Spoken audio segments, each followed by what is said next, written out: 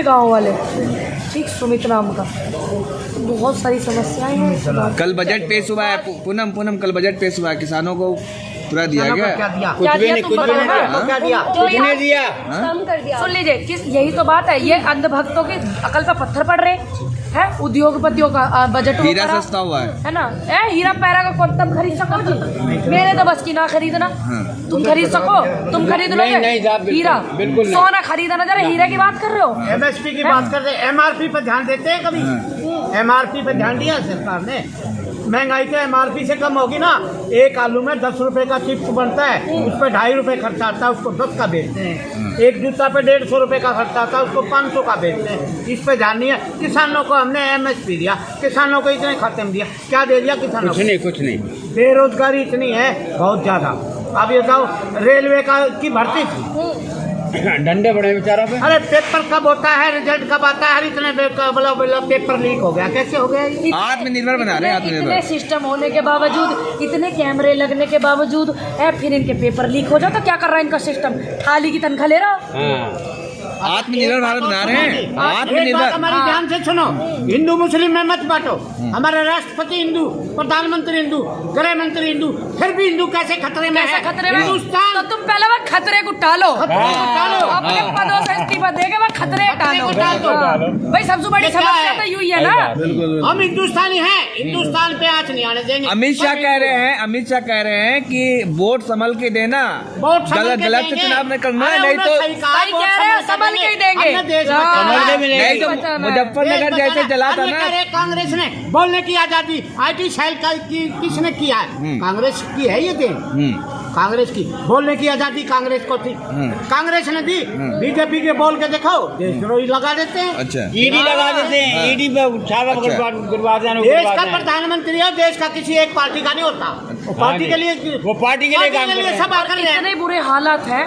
मैं जैसे जा रही हूँ गाँव में, सभी मुझे प्यार कर रहे हैं। 5-5, 6-6 गाँव में एक आदमी मिल जाए अंधभक्त तो पता क्या कह रहा है? जय श्री राम। तो मैं भी बोल दूं भैया जय श्री राम, मैं भी बोल दूं। मतलब इस तरीके से दिमाग में गोबर भरा पड़ा।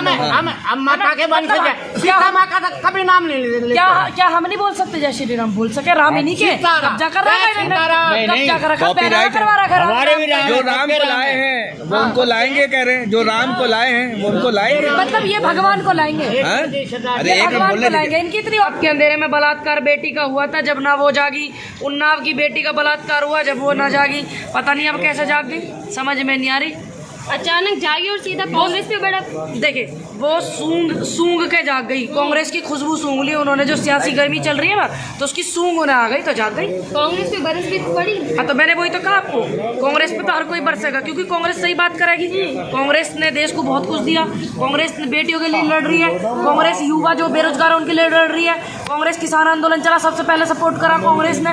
तो कांग्रेस के पे तो सब भड़केंगे, जिसमें कुछ बात होगा, जिसके अंदर वजूद होगा, उसी पे तो भड़का जा, और वैसे थोड़ी भड़का जा किसी पे। पूनम अब सीधे मायावती इंदिरा गांधी को बीच में लेकर आ रही। इंदिरा गांधी की सरकार तानाशाही और अहंकारी सरकार थी। एक बात बताइए, देखिए मायावती जी हमसे उम्र में बड़ी हैं, तो हमारे परिवार ने तो हमें संस्कार नहीं सिखाया कि हम तू तड़ाक करें उन्हें, है ना। और इंदिरा जी देश की आयरन लेडी रही हैं, ठीक। इंदिरा जी को इस तरीके की बात कह रही है मायावती जी, तो अब आप देख लीजिए उनको, उनके अंदर कितने सम्मानित है। देश की प्रधानमंत्री रही है इंदिरा जी। इंदिरा जी के बेटे की शहादतें हुई हैं, इंदिरा जी की खुद शहादत हुई है, ठीक है। तो वो थोड़ी बताएंगे कि इंदिरा जी क्या है। इंदिरा जी तो ये बुजुर्ग बतावेंगे क्या है, ये बतावेंगे।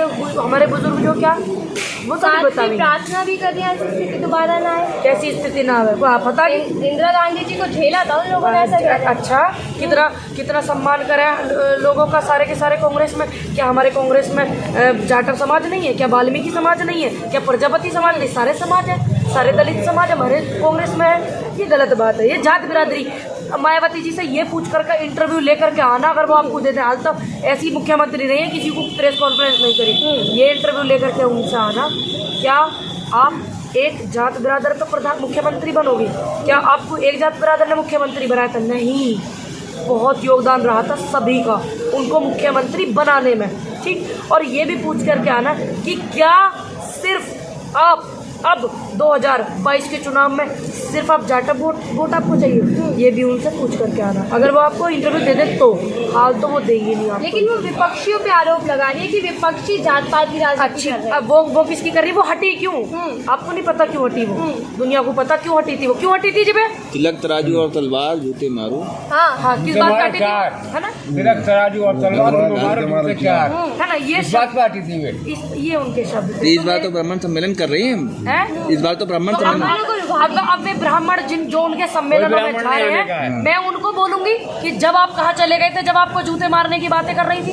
अब मैं उन ब्राह्मणों को जरूर बोलूंगी कि उनको इस बात को भूल गए, वो बहरे हो गए, गूंगे हो गए, क्या हो गया उनका। तो उनको समझनी चाहिए ना ये वाली चीजें। एक जात बरादरी से, एक समुदाय से, एक धर्म से कोई नेता नहीं बन सकता, ना कोई राजनीति कर सकता, ना कोई सेवा नीति कर सकता, सिर्फ कटोरों की मलाई चाट सकते हैं। ठीक है, लेकिन जब अब ये विपक्ष के खिलाफ बोलना तो कोई बड़ी बात नहीं, बोलना चाहिए, लेकिन उनसे ये पूछना, जब हाथरस कांड हुआ था तो वो कितनी आई थी उस बेटी के समर्थन में? उन्नाव में हुआ था, मनीषा वाल्मीकि का बलात्कार हुआ था, 6 साल की बेटी का हुआ था, उनसे पूछना कि वो कितनी निकल कर आई थी। और जब लखीमपुर में अभी ताज़ा नरसंहार हुआ था तो उन्होंने कितना सपोर्ट करा किसानों को, किसान आंदोलन में कितना सपोर्ट करा। 4 दिन पहले डंडे बजाए लड़कों पे रेलवे के प्रयागराज में, उनसे पूछना कितना सपोर्ट करा। तो पूरे जो पगलेट नहीं है दुनिया, ये जनता पगलेट नहीं है।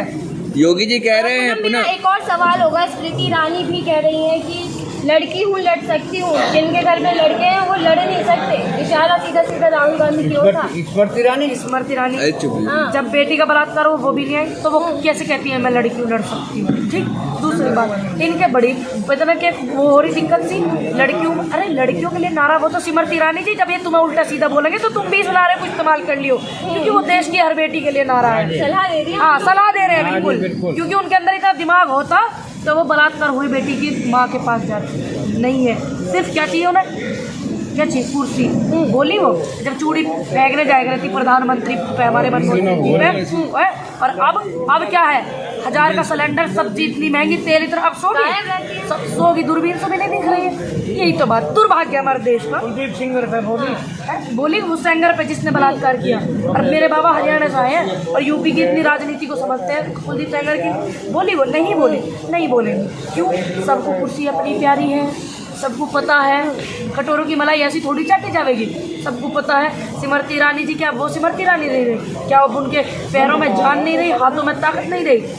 कल प्रियंका गांधी की आने की उम्मीद है। जी बिल्कुल, दीपेंद्र हुड्डा प्रियंका जी आ रही है, door to door vote. Yogi ji last बस यानी कि विधानसभा की जो जनता है उनको आप क्या संदेश देना? बस मैं उनको ये कहूँगी, आप उनका स्वागत इस्तेमाल इस तरीके से करना, उनका स्वागत वेलकम इस तरीके से करना कि जब बात सियाने की आवे और प्रियंका गांधी जी के सामने कि सियाने वालों ने बुलाया है, तो वो एक पल सोचे ना, तुरंत की तुरंत भाग योगी जी के पूनम योगी जी कह रहे हैं कि 10 मार्च के बाद गर्मी ठंडा कर देंगे सबका। एक बात पता चलेगा उनकी गर्मी ठंडी होगी, हमारी गर्मी ठंडी होगी। देखिए, देश के मुख्यमंत्री, प्रदेश के मुख्यमंत्री को ये शब्द शोभा देते हैं, सारी बात छोड़ दीजिए, ये सम्मानित शब्द है। दूसरी बात, गर्मी ठंडों को फांसी पे चढ़ावेंगे, हमें चढ़ा देंगे भैया, कभी तो हमारा नाम तुम तो लोगे, जिंदे बचे तो तुम तो लोगे, बात खत्म। ये एक मुख्यमंत्री को शब्द शोभा देते हैं, और मैं हैरान हूं उन अंधभक्तों पे जो ऐसे शब्द अल्फाज सुनो ना उनके मुख्यमंत्रियों के, उनके प्रधानमंत्रियों के, बेटियों के लिए किस तरीके से, गृह मंत्रियों के, है ना, और फिर भी अंधभक्त लगे रहने दो। जिस दिन हमें योगी जी फांसी पे चढ़ावे भैया, तो तुम जो हमें जो है बाद में तो याद करोगे, और तुम खूब वीडियो पिक्चर बनाइयो, ठीक है? अच्छा, ये 10 मार्च के बाद भी कानून राज चलेगा। चल रहा गुंडा राज, दुनिया को पता। आज मैं एक गाँव में गई थी, कौन सा गाँव था वो, अभी ठीक है, चंद्रावली दिखे था, 18 साल का बेटा उनका वो हो गया था उसमें, और इतने दुखी उसके परिवार वाले